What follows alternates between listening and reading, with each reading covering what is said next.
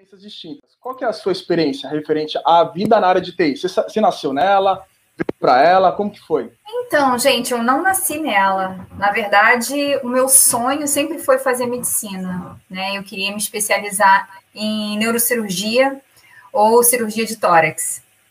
E aí a vida aconteceu, né? Coisas aconteceram na minha trajetória e eu tive que mudar de percurso. E eu lembro que quando eu não consegui cursar medicina, inclusive eu tinha passado com notas altíssimas no vestibular e não sabia o que fazer com elas. E aí um amigo falou para mim assim, Coca, por que você não vai fazer letras? Você escreve tão bem. E eu lembro que na época eu era apaixonada por escrever poesias, né? Tinha cadernos e cadernos de poesias e os meus amigos adoravam as minhas poesias. Como eu estava sem opção, não sabia o que eu ia fazer, eu falei, tá, né, vou fazer letras. E aí, gente, foi uma luta, assim, porque eu não consegui me adaptar. Eu detestava as matérias. E aí eu conversava com os meus colegas de turma e eles falavam, Coca, você está no primeiro período, é assim mesmo, no segundo você vai gostar mais. Aí no segundo era a mesma história. Coca, é só o segundo, no terceiro você vai gostar mais.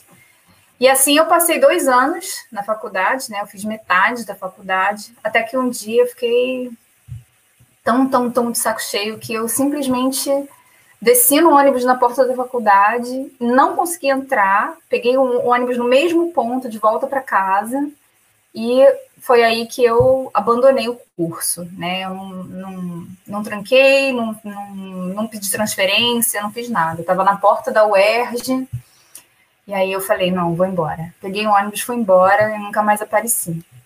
E aí eu fiquei um tempão sem saber o que eu ia fazer, assim, da minha vida. Eu fiquei uns bons 6 meses sem saber o que eu ia fazer da minha vida. E aí, com muita reflexão, eu descobri que o que eu gostava de verdade era organizar coisas. Eu adorava organizar armários, eu adorava organizar a casa, eu adorava organizar papéis, eu adorava organizar finanças. E vários amigos me pediam para eu fazer isso, né, para eles. E eu falei, vou fazer alguma coisa que tenha a ver com organização. E aí eu fui estudar administração. Na época eu fui estudar numa particular, porque não dava tempo de prestar outro vestibular e começar tudo de novo. Eu não queria mais perder tempo, né? E aí eu entrei numa particular, fui estudar na Universidade de Santa Úrsula e me apaixonei perdidamente assim, pelo curso. Falei, cara, é isso, que maneiro, né? É isso que eu quero fazer. E aí, na época, eu já trabalhava, estava dando aula de inglês, e numa dessas indas e vindas entre trabalho e faculdade, eu passei por um letreiro que falava assim, administração hospitalar. Aí eu falei assim, gente, que coisa interessante, né? Eu queria tanto ser médica, queria trabalhar na área de saúde, não vou conseguir fazer isso agora, mas de repente eu posso usar a administração na área hospitalar, né? Perfeito, mas pelo menos eu vou estar mais próximo do que eu quero fazer. E aí eu migrei de curso de novo, fui estudar administração hospitalar. E a administração hospitalar, ela tem como base o mesmo currículo da administração, então são 4 anos e meio, igual a administração comum, e ela tem 1 ano a mais de especialização na área de saúde. Então a gente aprende a administrar lavanderia hospitalar, a gente tem um período só de aulas de gestão do lixo, né, gestão do lixo hospitalar, de normas e regulamentações, de fiscalizações. Então, tem todo um ano voltado só para essa parte mais específica. E aí, eu lembro que quando eu estava no finalzinho do curso, o coordenador ficou assim, insistindo muito para eu aplicar para o processo seletivo de estágio da IBM. E eu falava, coordenador, mas isso não tem nada a ver com o que eu quero fazer, né? Eu quero ir para a área hospitalar, quero trabalhar na área de saúde. E ele falava assim para mim, vai por mim, Coca, você leva jeito, pelo menos tenta, vê no que você acha. E até falando assim para mulheres, né, Débora, não sei se você sente isso em algum momento da sua vida, ou já sentiu, eu achava que eu não era competente o suficiente para trabalhar no IBM da vida. Eu pensava assim, gente... Tinha uma maioria homem. Não, eu achava que a IBM era um lugar só de gente inteligente e que eu não era inteligente suficiente para trabalhar no IBM da vida. A gente atribui, né? E aí eu ficava assim, mas gente, não tem a menor condição, eu nem vou passar no processo seletivo de uma IBM, né?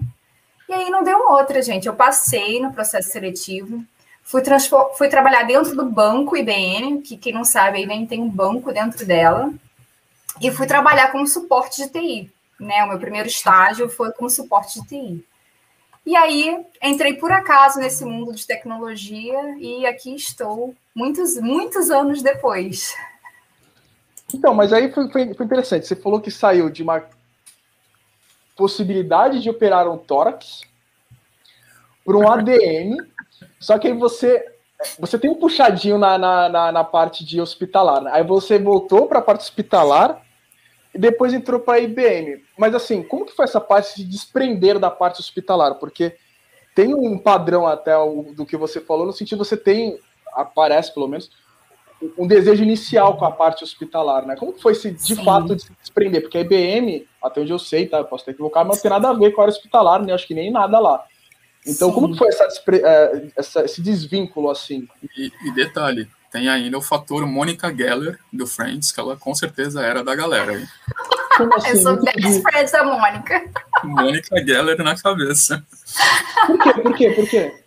A Mônica do Friends é a que organiza tudo. Ela tem toque, mania de arrumação, de limpeza. Tipo, até meus filhos brincam comigo que ela é minha amiga. Então, é por aí, Danilo. Show. Mas, Rodrigo, esse desprendimento ele não aconteceu espontaneamente. Na verdade, eu fiquei muitos anos mesmo relutando com a ideia de que eu precisava fazer o movimento de volta para a saúde, para a área hospitalar, para a medicina, etc, etc. E eu vou te falar assim que eu só efetivamente me apaixonei pela área de TI no momento que eu comecei a trabalhar com agilidade. E aí o que eu coloquei na minha cabeça é que eu não era uma médica para ajudar na saúde física, né, das pessoas, mas que eu era uma profissional que estava ali para ajudar as pessoas a terem uma experiência de trabalho melhor e que isso tem um peso assim, enorme, né, na saúde mental das pessoas. E no momento que eu me dei conta disso e que eu comecei a contar a história dessa forma, que eu falei, agora sim, eu estou no lugar certo. Mas foram muitos anos. Seria eu vou fazer um comentário, tentar ser engraçado. Seria verdadeiro dizer que você foi ágil em trocar de área? Nossa, hein? Gostei dessa. Vai melhorando, tá, gente? Não conforme ela vai. A live tá começando ainda, Eu tô trabalhando aqui numas ideias. Olha, eu fui ágil no sentido de que eu tinha um objetivo, né? Eu tinha um plano, mas o meu caminho não necessariamente se apresentou um caminho direto e objetivo para chegar nesse plano, né? Então, tudo que eu tinha planejado originalmente, a minha infância toda, né? Minha adolescência toda, não se realizou. Então, sem dúvida, eu tive que ser ágil para poder me adaptar e dar minhas voltas para poder chegar nesse lugar. Que, na verdade, nem era bem o lugar que eu tinha achado que era, mas é perto. Então, eu vou fazer um comentário sobre isso. Você falou que você entrou como suporte, né? Isso. E aí você falou que foi se apaixonar por TI quando você começou a trabalhar com agilidade, que teve um gap aí, teve um delta relativamente, né, não foi curto. Então, como é que foi esse período, assim, você trabalhando com suporte? Não era uma coisa que você, tipo assim, é o que eu quero fazer de cara. Ai, Léo, olha, vou te falar assim, o início da minha vida com TI foi, assim, um pesadelo, tá? Primeiro que, né, naquela época, muitos anos atrás, gente, ninguém tinha computador em casa, né? Eu fui ter um computador em casa praticamente adulta. Não é igual hoje em dia que todo mundo tem, né, um device, tem uma internet disponível, tem um Google, um acesso. Quando eu tinha computador, a conexão era discada, né? Tipo, era outra tecnologia. E eu lembro que eu fiquei... Quando me colocaram na frente de um computador, eu fiquei bem desesperada.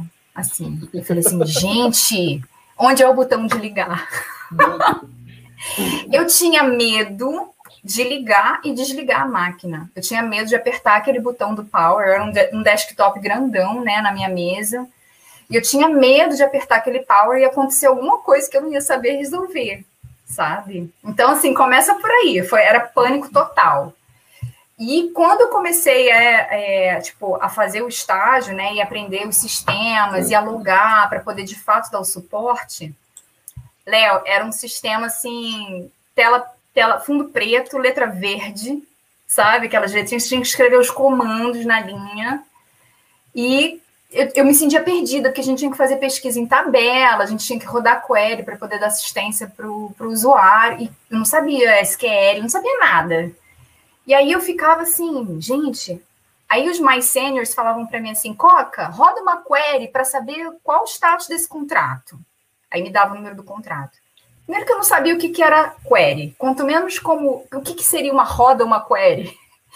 Eu ficava doida com aquilo, né? E as pessoas não tinham paciência de explicar. Tipo, não tinha ninguém que sentasse do meu lado e falasse, vamos lá.